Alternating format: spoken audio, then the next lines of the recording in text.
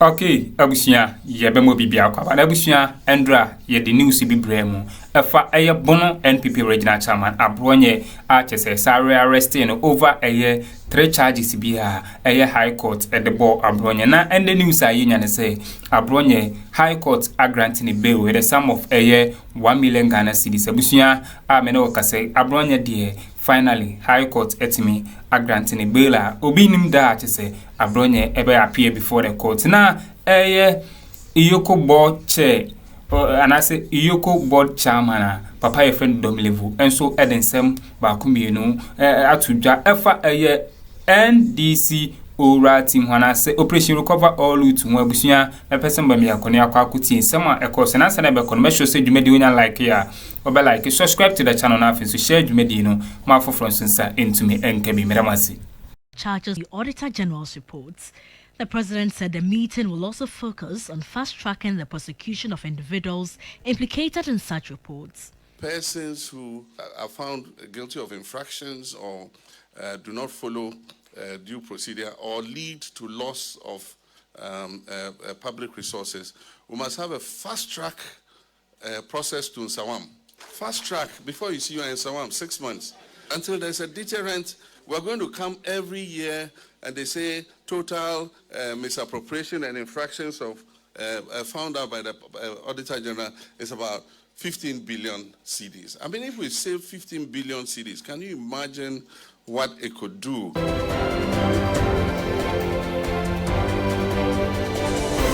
Barely a month after being released on bail by an Accra Circuit Court over charges of publication of false news and offensive conduct due to the breach of peace, NPP Bono Regional Chairman Kwame Be4, also known as Abronye DC, has been picked up again.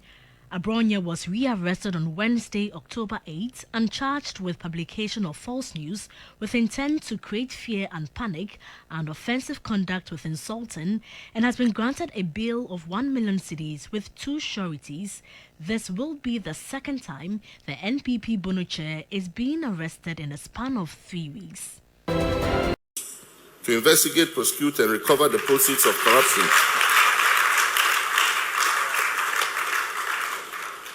To investigate, prosecute, and recover the proceeds of corruption, no person found culpable will be spared. And now they are not feeling the recovery. And that's why they wanted you here. So I'm glad you're here.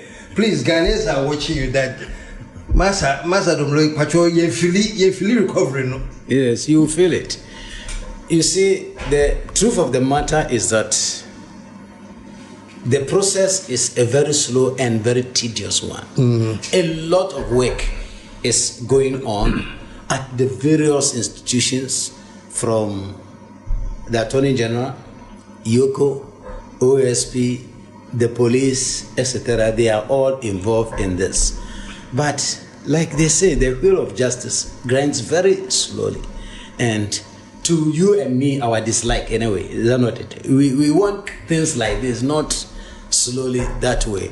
So if you follow the briefing that the Attorney General has been given, a lot of work is going on. Will you ask, are you satisfied? I'll say no, I am not satisfied. I am not satisfied, not because I expect that people will have been jailed by now or the monies will have been recovered by now, because I know it's a gradual process. It takes a long time. But there are some basics that must be in place to give us the assurance that we are going to win this war. Those basics, I'm not seeing them. What are those basics? One, the legal framework. It has remained largely the same. And you see, if you are going to fight corruption, and you must prove beyond reasonable doubt that the person stole money.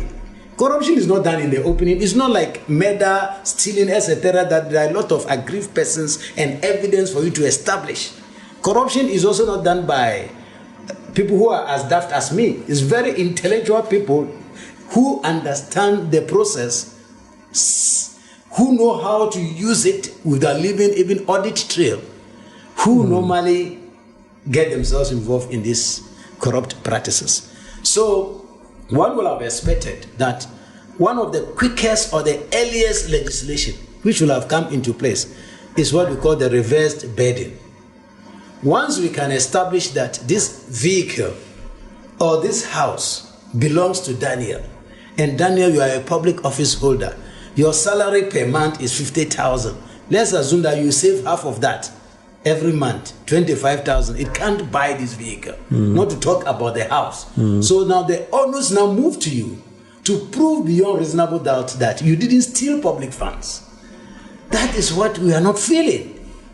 That legal framework, which even the Constitution implies under Article 286. If you read Clause 4 of Article 286, which is Assets and Liabilities Declaration, it says that between your first declaration or your previous declaration and the subsequent one, if the growth in your assets or properties the growth is not commensurate with your sources of income, then we can assume that you earn that income or that asset illegally.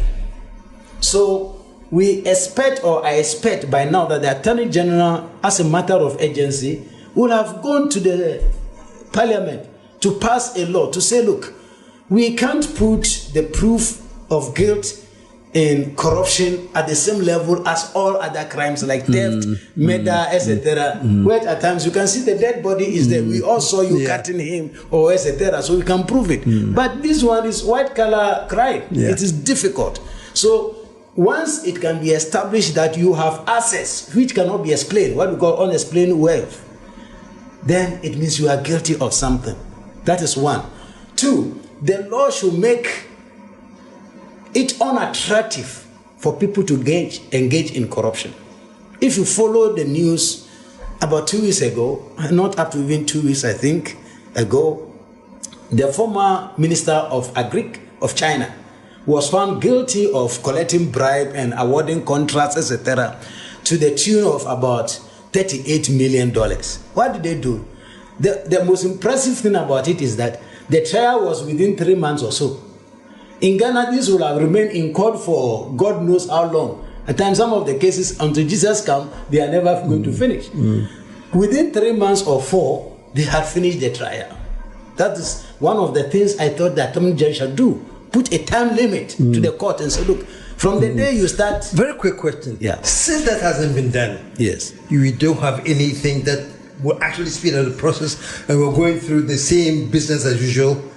That's what Ghanaians are worried about, because they're asking, so by the end of 4 years, how many cases could have been recovered at this rate? That is exactly my worry also. In fact, that's why I said, if you ask me, am I satisfied? I said, no, I'm not satisfied, because I can't see the end of the tunnel, not to talk about the light at the end of the tunnel. I can't even see it.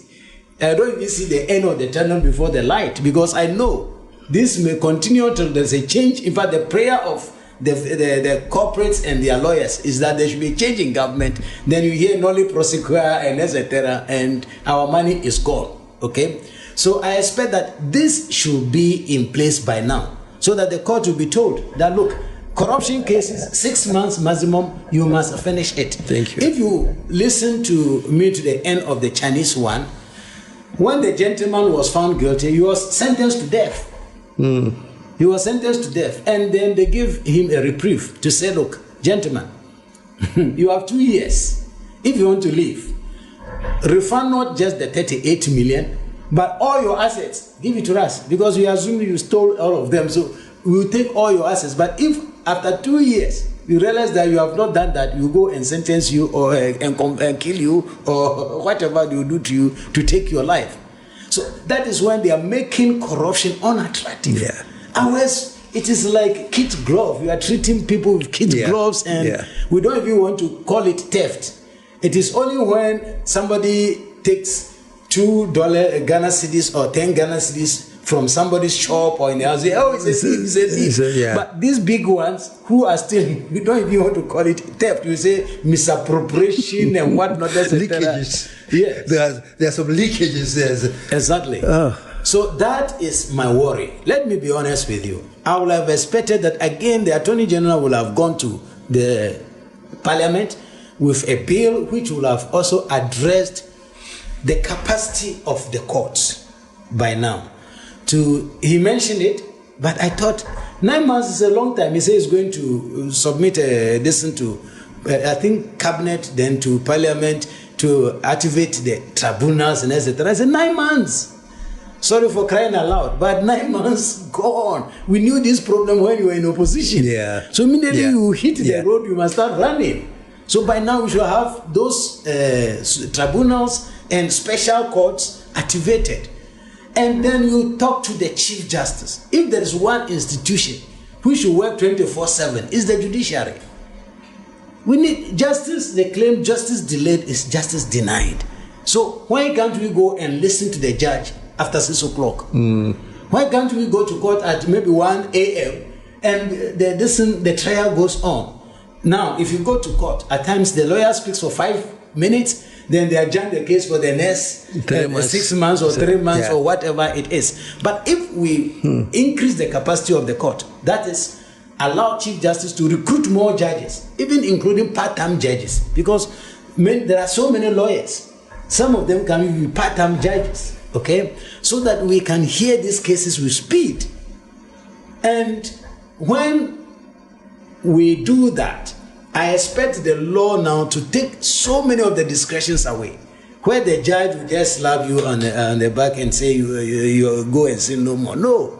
Once we have embezzled or stolen public funds, we should not be talking about recovering 100%. I don't know, I heard 60%. I don't know whether the Attorney General meant collecting the 100% plus 60 or only 60%. 60 and they're happy. If it is only 60, then my brother, what it means is that you and I can come together, go and steal about 100 billion.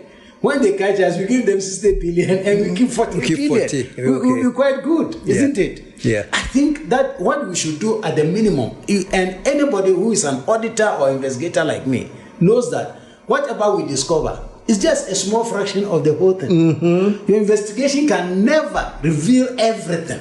Therefore, the minimum you should get is the total you are able to identify plus something. The minimum should be above what you have discovered, but not below what you have discovered. So if Attorney General actually exercise discretion to put that 60%.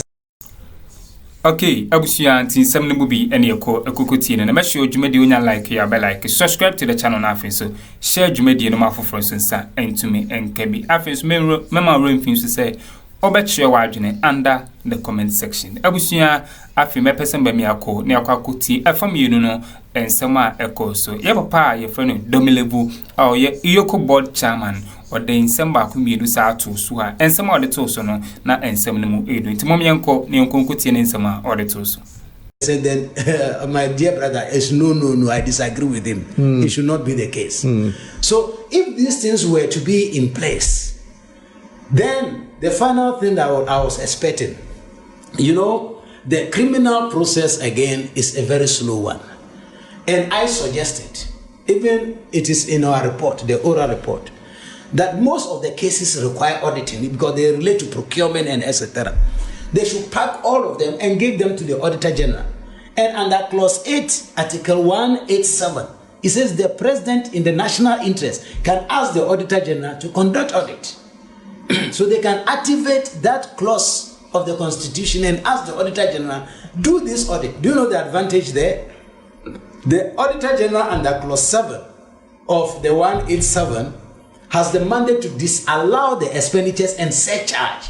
So he said, look, Mr. KSM, you didn't follow the procurement rules. You didn't do the right thing. So I've disallowed, I've surcharged. It becomes a judgment debt, more or less. So Attorney General, all that he needs to do to file a civil proceedings at the court to collect the money.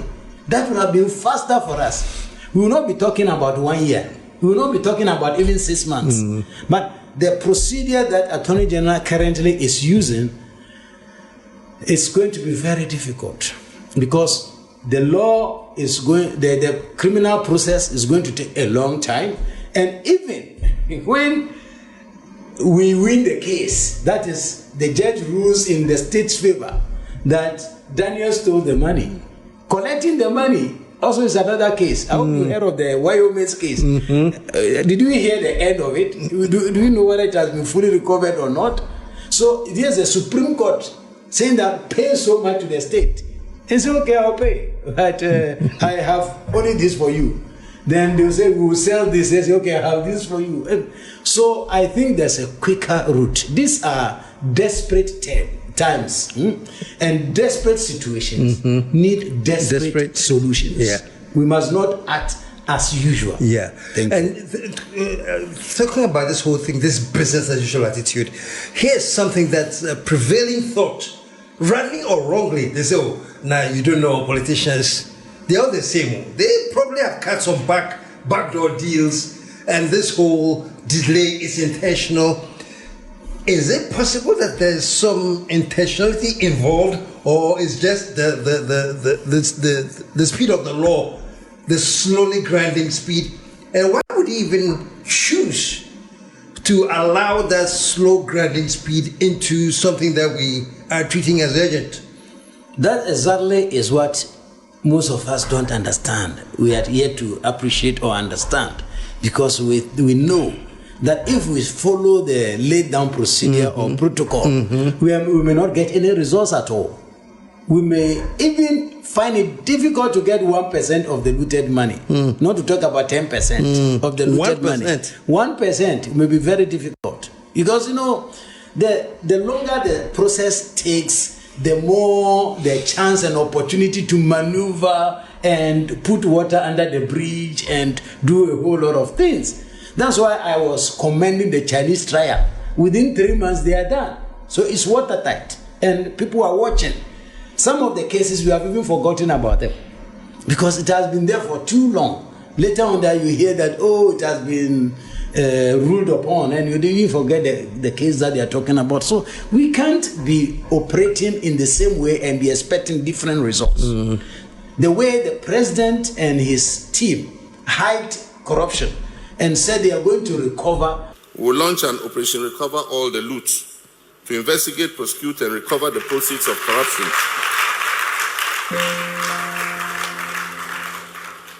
To investigate, prosecute, and recover the proceeds of corruption, no person found culpable will be spared. I expected that once they came into power, for instance, internal auditing. Today, internal auditing remains still largely the same. Internal auditing is very key to preventing corruption, because these are professionals who review the transaction, and before you make payment, will say no, it's not in line with the rules or the laws. So that is preventive. But these guys are not independent, and they are unable to check the MDAs because they are under the spending officer. So we have been calling for amending this law to make the internal auditors independent of the spending officer. And today, even when you go to the private sector, in corporate practice, some corporate institutions outsource their internal auditing to even the S&P Youngs and the PAP, Pricewaterhouse, etc. So internal auditor does not necessarily must be your staff.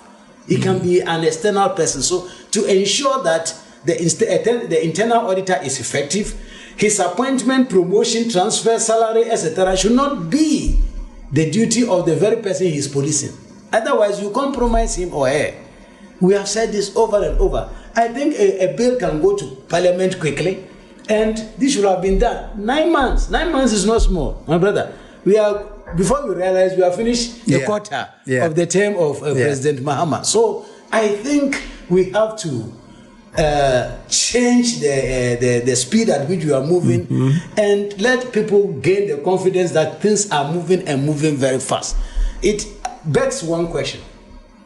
Doesn't mean they didn't prepare before coming to office, or they were not ready for winning the election. If they were ready for election, I thought they should have planned all these things. So once they come to office, it will be like hit the ground running. Everything is in place. Exactly. If there's any frustration of mine, that is what I have. The speed at which things are being done is as if everything is normal. It's quite interesting that everybody wanted me to get Dom Levon so that you can explain to us, perhaps maybe curtail our worry that this is being done. But you are here and you're actually feeling the same thing that they are feeling, that the things are kind of slow. We are on the same boat, man. We are on the same boat. I feel exactly what they feel. In fact, I don't know if my feeling is even more than theirs. Because when I look at the quantum of money that we should recover and the speed, the snail speed at which we are moving, I'm like, when are we going to get there? We may not get there. So I am pleading with the Minister of Finance, I'm pleading with the President, I'm pleading with the Attorney General. They should change the modus operandi. We should change it. We can't be business as usual. Let's move. Let's get to the judiciary and tell them that we need more courts. Sorry, why do we have a room which is used only 8 hours in 24 hours a day? That's a good question. So when you have finished your term, after 8 hours, go. He comes in another 8 hours. Then I come in 8 hours. It means we have increased the capacity of the judiciary 3 times. So, folks, basically, the 24-hour economy should start with the judiciary. Exactly. The judiciary should be operating 24 hours around the clock. Trying these cases, let's move it. Yeah. Except that they are not serious telling us that justice delayed, justice denied. They have been telling us that if they really mean it, then I think they should think outside the box. They would say that, where are we going to get the personnel? There are several lawyers in Ghana. Some don't even get cases to handle. They should recruit them either full-time or part-time and put them into the courtrooms. Even lay people are at times engaged as magistrates, is that not it? So we can do that to address the issue. And then the court should run 24 hours. That's the part. Yes. You know, you can't. And not only 24 hours, but with time limit. That within 3 months or 6 months, you must finish the case. In fact, we should legislate that to stop this issue of appeal. Wait, when we finish the verdict, you can appeal all the things that you think were not right. But they use appeals to delay the process. Because you say is, you say no, it should not be is, it should be was. You say no, it is is. Then okay, let's appeal. Then we go to court and say this grammar, can you correct it for us? Court of Appeal say no, we think it is. He say no, it's not good. We are going to Supreme Court. So at times you see, so that can stall the whole procedure. Of course, for several months. So, oh yes, at times it can even go a year. In fact, one of the judges who is my friend told me that somebody asked for adjournment of a case which was before him for 2 weeks, and he said no, it's too long. I'm not going to grant 2 weeks. I'm giving you 2 days. We meet again. And the person appealed. It took 2 years before it was held. So instead of 2 weeks adjournment, it became 2 years. So yes, you have concerns with the procedures and issues. Keep it. When the verdict comes out, you put all together and appeal. But at least we will have finished the first stage. Okay, Abusia into just winning some Ekosu, our political highway in Swatese, Abronye DC, NPP regional chairman, and rather ye chenono, and opayamino kase, ya grante Abronye DC bill with a sum of a 1 million Ghana cedis. Abronye a sabe appear before the court, but ye nim data, Abronye sabe kwakudina court. Abusia, made the movie see a madam somebody penny, and me kuti, someone Ekosu, our political highway in Swaha, a POG Media, Madamasi.